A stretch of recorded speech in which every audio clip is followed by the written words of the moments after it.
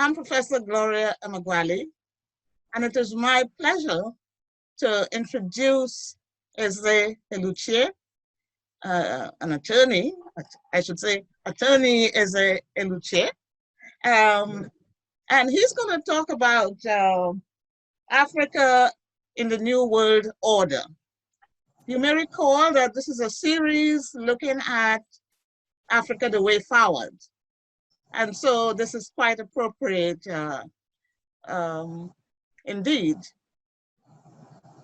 So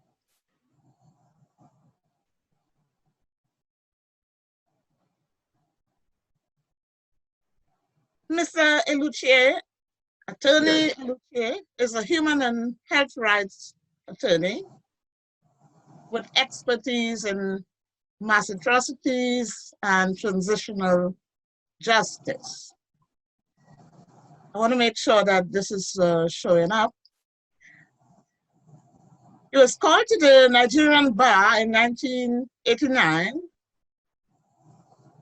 received his MS in Global Health from Georgetown University, and is an author of Reign of Evil, which came out in 2008.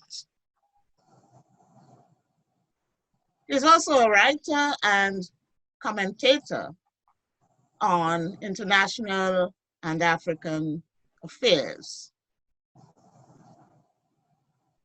Attorney Eluchie also was a convener of the colloquium on genocides, war crimes, and crimes against humanity at Georgetown University. I should also add a few more points.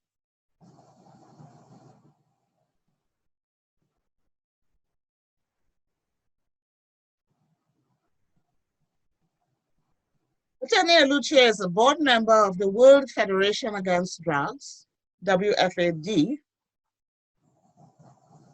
Actually, you can get it online. You can get their website, www.fad.se.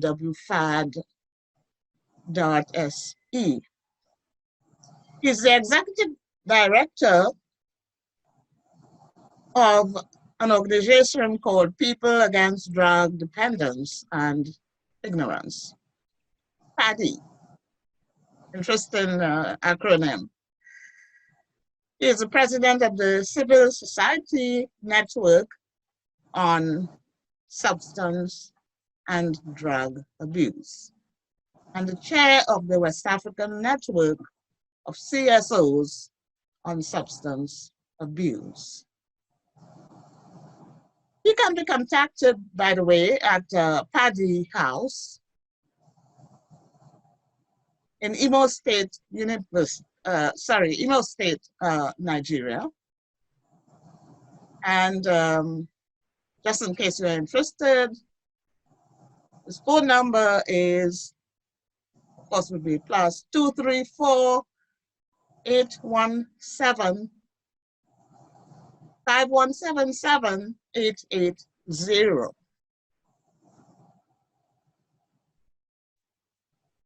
Well, I think I should go straight, we should ask Attorney Eluchie to present. Over to you, please. Well, thank you very much. In the course of the past couple of years, globalization, the term globalization has become the norm. The world as a global village. And we've always wondered, where is the position, what is the role of Africa in this global village? How are Africans prepared for globalization? The globalization connotes a very competitive world because the world is now like a single marketplace. So Africa has gone into globalization almost without being prepared. And if you go into a global village, if you go into the global village, the global marketplace without preparation, you get consumed, you get overwhelmed by those who are much more ready than what you are. So in Africa, we have realized that Our lack of preparedness, lack of preparation for the global village has set us back. Africa has become worse off from globalization in virtually every facet of the term of globalization. Is it in terms of world trade? Is it in terms of movement of goods and persons? In whatever facet, even in terms of governance, Africa has suffered tremendously under this new global concept of globalization, because we came into it, we were led into it, we were unprepared.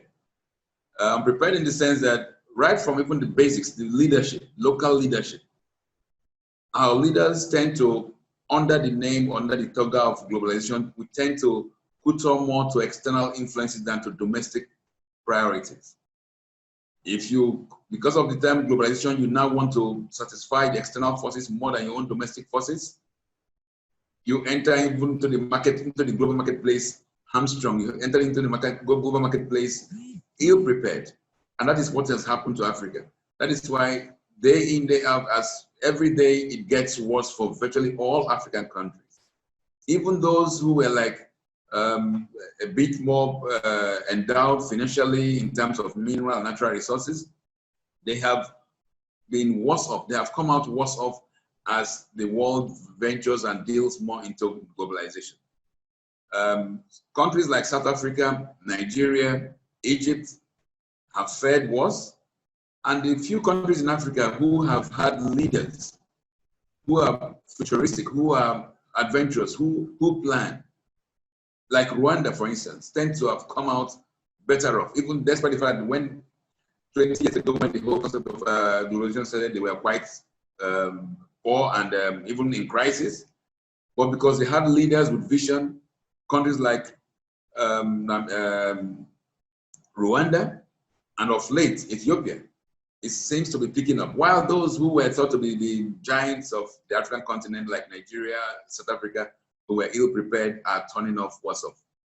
So how will Africa cope? How will Africa belong? How will Africa become part of this new world order? The solution starts with domestic leadership. We have to ensure that the leaders of African countries realize that their own domestic populations, that their own peoples ought to be the priority. They should prioritize their domestic populations in whatsoever they do. And until we get to that point where you damn whatever foreign consequences and try to appease your domestic audience first, you can never compete effectively in the global stage, because you have to get your acts together domestically before you can move on. So, I mean, on a broad note, that will be my initial comments, and then I will await questions. But I think the reality is that we're facing very dire consequences if we do not get our acts together in Africa. And I hope that even those who get to hear about this broadcast and who have been reading about what it takes to make us a part of the global village will be able to influence policies at the domestic levels and the various African countries, so that we can become a real part of the global world and not just mere passengers in the new global order. Thank you, Prof. So what do you say about China and its impact? Well, the Chinese are a very smart people. They are proving. I mean, in the course of the past 30, 40 years, Chinese leaders have transformed their country, albeit by using very draconian measures. But the end game is that they have succeeded in elevating millions, hundreds of millions of their nationals from abject poverty into some level of affluence. So the Chinese have done quite well for themselves. And how are they using their wealth? They are using their wealth to actually impact adversely on the sovereignty of several African countries via the Chinese loans. The Chinese are using the loans. They know the African countries are very much eager to have access to developmental finance, and they use loans with very, very mean conditionalities to entice Africans to take up these loans for so-called infrastructural projects. And at the end of the day, African countries end up ceding part of their sovereignty, which was hard-earned, to China. Some of these loans the conditionalities of the loans from China are quite abusive, are quite insulting. And then you find African countries, like even mine in Nigeria. Recently, we had a situation whereby the Nigerian Minister of Transport came out on national TV and said, okay, even if we cede part of our sovereignty to get these loans, it is worth it. But is it really worth it to cede your sovereignty for anything? Because this was the same sovereignty that African leaders of past died for, were incarcerated for. And for mere peanuts that have been mismanaged, the current present-day African leaders are willing to cede their sovereignty for loans that are, in most cases, fraudulent. What do I mean by fraudulent? They are overpriced, the terms and the conditions are not even known to the generality of the public. So African countries are now falling into what I would call the Chinese debt trap. They tell you they're going to build infrastructure, they'll build very lavish white elephant projects that will not even, that in most cases will not be usable by the population. So the loans are for projects which may not be, local countries cannot really pay for these loans under normal circumstances. So the African countries are falling into this debt, and Zambia resources like bots, their national broadcast outfits, like in Zambia, to Chinese authorities. And in Nigeria, I keep on using the example of Nigeria, the government seems, they're not even perturbed, they're not even worried that they are ceding their sovereignty. So it's quite unfortunate, and I hope that Africans will begin to will become more aware and become more aggressive in challenging Chinese to actually explain what these loans are for, if they're going to be repaid, if they're going to be repayable, or what really is the Chinese end game plan for Africa. Because from all indications, with the kind of loans that are being thrown at very corrupt leaders, loans that will not be repaid, that will not be repayable, loans that are collateralized with the sovereignty of these African countries, problems, huge problems lies ahead. And when one juxtaposes this fact with the fact that China is also expanding its military, expanding its naval forces, also sending out troops across Africa, it becomes very worrisome, because in very short while, we have a creditor country that has a wherewithal to attack and take over African countries. So for Africa, it's very worrisome. The Chinese loans are quite worrisome. But even with that, we have to realize that even with the Chinese, we are like between the devil and the deep blue sea. The Bretton Woods institution have not helped Africa much, because some of the loans that they've also advanced have been very, very dubious. So, but it boils down to the issue of leadership. African countries have to develop genuine domestic leadership that are patriotic and have the love and the feeling for the people at heart. That is the only way we can get out of the mess African countries are finding themselves in presently. Well, I'm really happy that you mentioned the Bretton Woods institutions, the IMF, the World Bank, because I would say that in the first place, we had that big problem, and they were really very, in terms of interest rates, went as high as 19% during the Reagan administration. Mm-hmm. And so the Chinese came in initially with the promise and the hope that this would change. And so I like to see the Chinese role in terms of phases. Phase one was friendly, reasonable terms. That's right. In fact, they even said, we're not going to, we're going to write off, actually, some of the debt. And I think they went to a low rate of probably 5% or something like that in some cases. But you're right. I mean, this, was not sustained. And so we have a situation whereby the debt is expanding. That's right. So let us say that China phase one, in terms of its interaction with Africa, was doing okay. But phase two that we are in now is worrisome. I agree with you. Yeah. Yeah, I mean, you were right. The World Bank, the IMF were instrumental in pushing Africans into the very warm embrace, which is now becoming the cold embrace of China. Because if they had been more humane in their activities, in their Shylock activities, some of these African countries would not have rushed into the arms of China.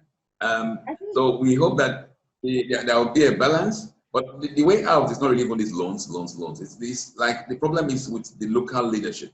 If we had leaders or rulers, because I normally call them rulers, that's what we have for now in Africa, very few leaders.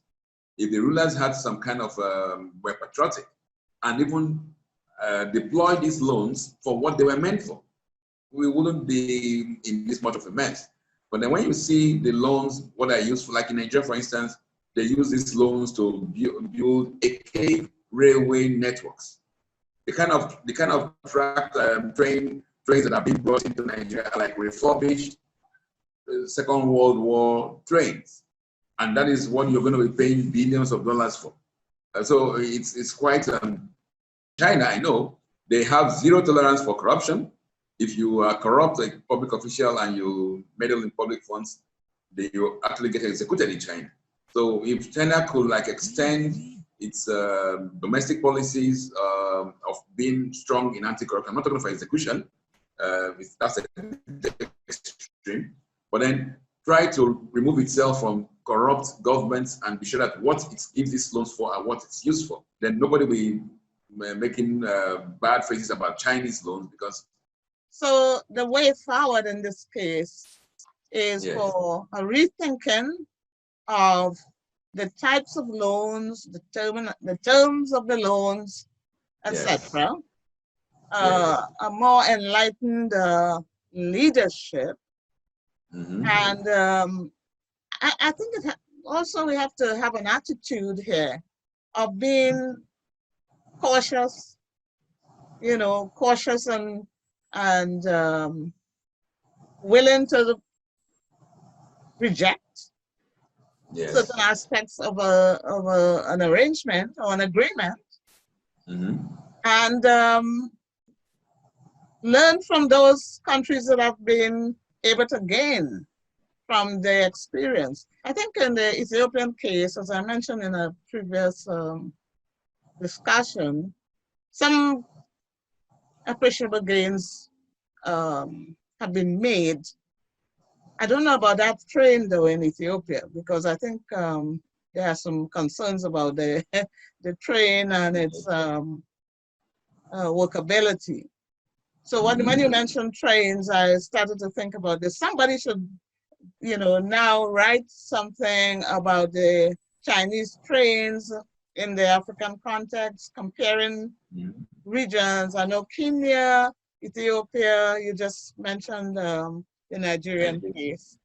And come up with some guidelines and evaluations too about trade politics or trade economics, whichever way we want to go, and see what should be done to ensure, an effective policy with authorities for what, because they themselves also have their own local national policies, like China has its own national priorities. So the problem actually lies with the kind of leadership we have here in Africa.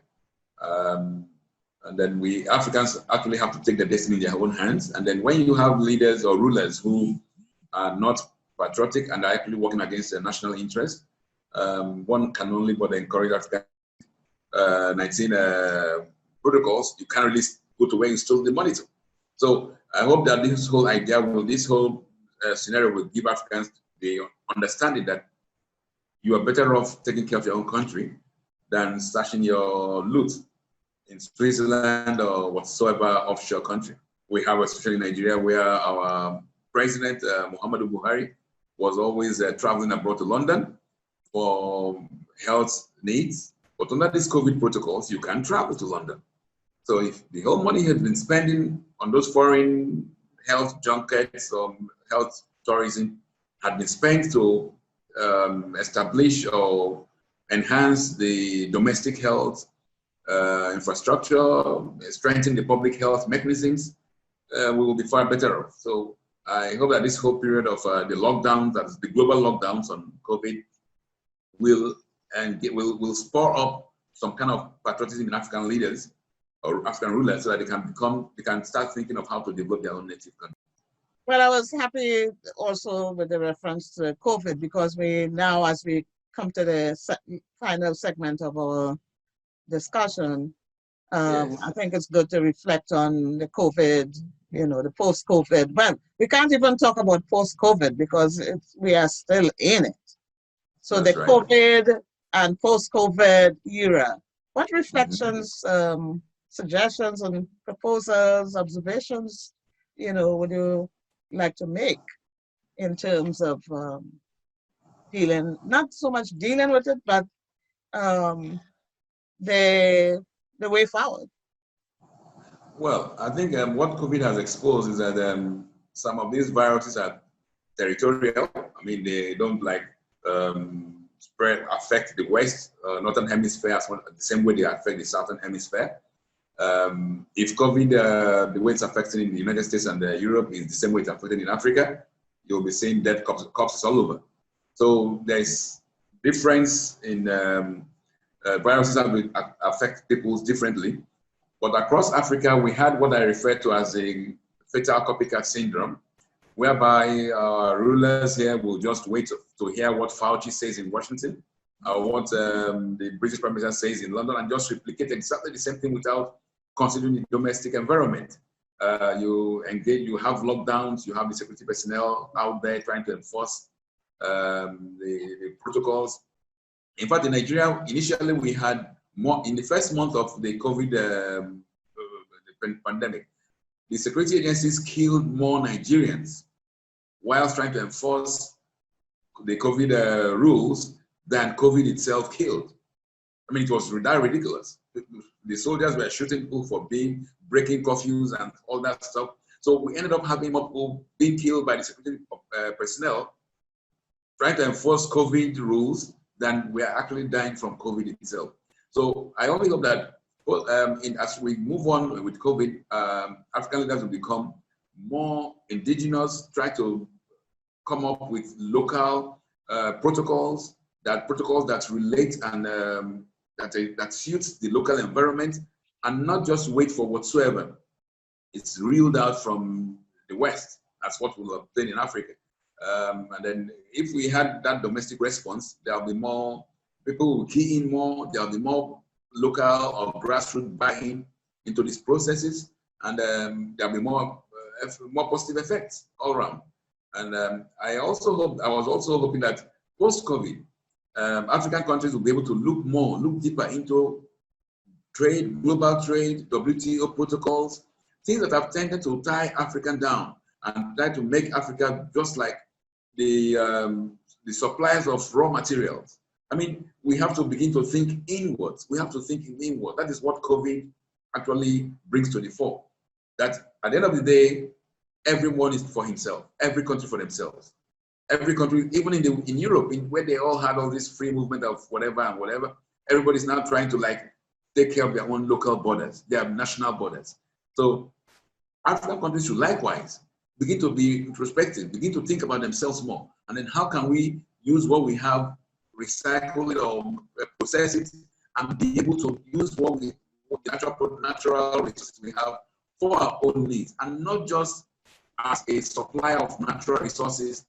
So COVID can have some positive benefits if we are really thinking about it, but if we are having the same fatal copycat syndrome that African rulers are having, waiting on the West for everything, for the rules, for the protocols, for the vaccines, and will come out worse off than before COVID. Well, I think I definitely agree with you. The security killings probably were more than the COVID situation, especially in Kenya, I believe. There was also a situation whereby the military and the police and whatnot, would do the same thing that you mentioned in terms of Nigeria. So Mhm. you've got to learn from this. You know, you can't kill more people than COVID. You know, Please. yeah. It's stupid. And I also appreciate the point you made about the fact that the local protocols, you know, would be too dependent on the British or American situation. And Yes. I observed that myself. Mhm. You know, the imposition of the lockdown, for example, Mhm. was Yes. probably wrong-headed at certain points in time. Mhm. You know, at that point in time, and also the way in which it was done. And That's right. so, yeah, so I think what COVID has taught us again is that, you know, you have to recalibrate. You have to look at your local situation. That's right. You can't be reactive, you know, and just Mhm. do what London or Washington Mhm. does, especially since they themselves are just, you know, trying to find a solution, you know. That's right. And so I appreciate that. And at the end of the day, therefore,